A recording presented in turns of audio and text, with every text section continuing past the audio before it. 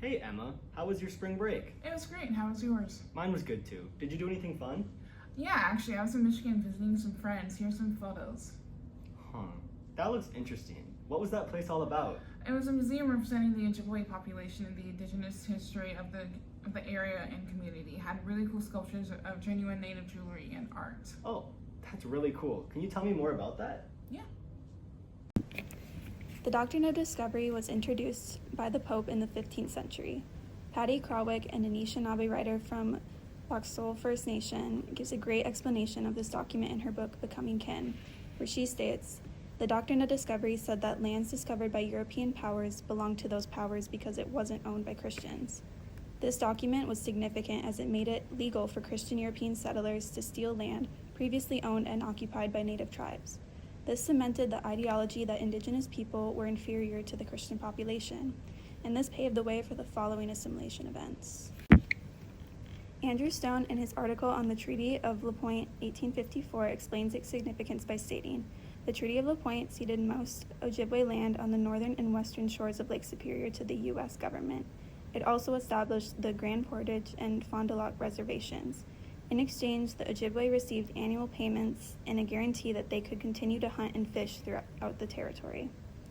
The Treaty of 1854 marked the beginning of the end for Native-owned land along Lake Superior."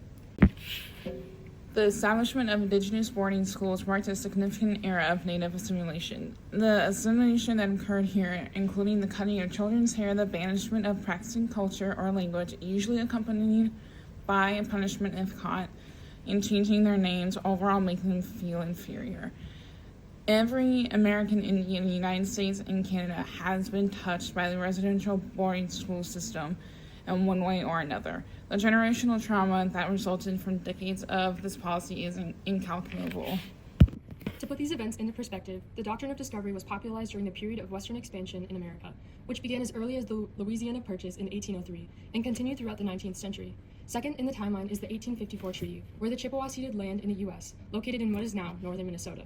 The next big event we focus on is the popularization of boarding schools. Often government-funded, they prioritize the assimilation of Native children into white American culture.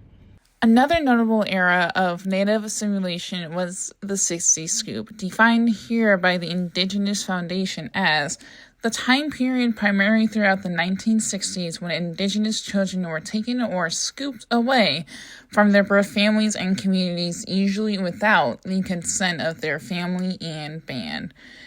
These children were placed in white, usually Christian families to be raised by them instead. This had the same idea as boarding schools to erase their culture and mold them into the ideal American citizen. The General Allotment Act was a federal law put into place aimed at breaking up tribal land, forcing Native assimilation into white culture. Each head of family would receive 160 acres, a married adult would receive 80, and children would receive 40. Any surplus land the government had would be sold to white settlers. This resulted in a major loss of Indigenous land, and over a span of 40 years, 60% was put into the hands of white buyers. The long history of forced assimilation attempts are still experienced today by Indigenous peoples through things like generational trauma, wherein the children of those who are at the boarding schools have increased rates of anxiety and depression, which continues to be passed through generations. The effects of forced assimilation and attempted genocide of Indigenous people can also be seen in the rising rates of deaths of despair in impoverished white communities, or deaths related to suicide or complications due to drug and alcohol abuse, which were said to have doubled in the past 2 decades. Because of these long-lasting effects, Indigenous psychologists and leaders like Dr. Maria Yellow Horse Braveheart, who is of Hunkpapa Oglala Lakota heritage, teach that healing begins with embracing our history. We encourage you all to continue learning about this long history of Indigenous people in the continent and notice how the world around us is influenced by this history. Hey, are you going to class right away? No, I have some time before my next one. Me too. I was going to study here in Chino. Feel free to join. Yeah, that's a good idea. Thanks. Well, look at that. Right there they talk about the 1854 treaty. It's crazy to think that we were standing on land that was ceded from these tribes. I think UMD does a great job of acknowledging it and ensures that students and communities are aware and informed. I agree. I also know that the floors here in China are traditional Native American beadwork. Wow, that's such a beautiful design, and I never thought about the meaning behind it. I love seeing all the native artwork on campus. Yeah, now that I really think about it, there's a lot of Native representation around our school and even in the community. I work in the library, and we have a whole section dedicated to Native American history. And I even hear things about the American Indian Learning Resource Center doing things around campus.